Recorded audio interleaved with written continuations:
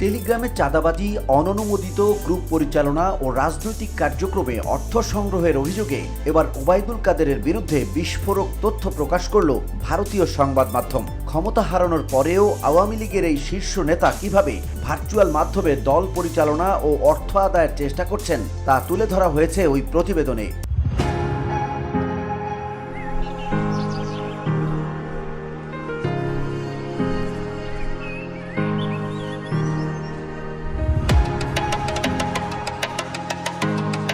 Telegram সেশনে শেখ হাসিনার সামনে কথা বলতেও লাগে টাকা। অভিযোগের কেন্দ্রে ওবায়দুল কাদের। আগামী 5 আগস্ট যে দিনটি শেখ হাসিনার ভারতে আশ্রয় নেয়ার 1 বছর পূর্ণ হবে, তার আগেই আওয়ামী লীগের ভেতরে তীব্র অস্থিরতা তৈরি হয়েছে। সাবেক প্রধানমন্ত্রী শেখ হাসিনার দল আওয়ামী লীগের একাধিক শীর্ষ সূত্র ভারতীয় সংবাদ মাধ্যম নিউজ 18কে জানিয়েছে, দলটি এখন একাধিক জটিল সমস্যার মুখোমুখি। বাংলাদেশে দলটি নিষিদ্ধ হওয়ায় নেতারা খুব একটা অবাক না হলেও টেলিগ্রাম প্ল্যাটফর্মে দলীয় নেতাকর্মীদের কথা বলার সুযোগ করে দিতে টাকা আদায়, অনুমোদনহীন গ্রুপ গজিয়ে ওঠা এবং এসব গ্রুপে গোয়েন্দা সংস্থার অনুপ্রবেশ, এসব ঘটনায় বিস্মিত আওয়ামী লীগের শীর্ষ মহল।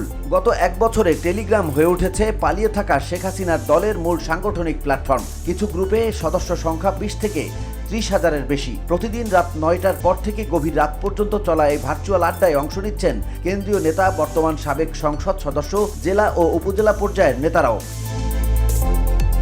তবে আওয়ামী লীগের নির্ভরযোগ্য সূত্রগুলো নিউজ 18কে জানিয়েছে, এমনকি যখন শেখ হাসিনা নিজে কোনো টেলিগ্রাম সেশনে উপস্থিত থাকেন, তখনও কে তার সামনে কথা বলবে তার নির্ধারণে অর্থ লেনদেন হয়। এ বিষয়ে সন্দেহের কেন্দ্রে রয়েছেন দলটির সাধারণ সম্পাদক ওবায়দুল কাদের।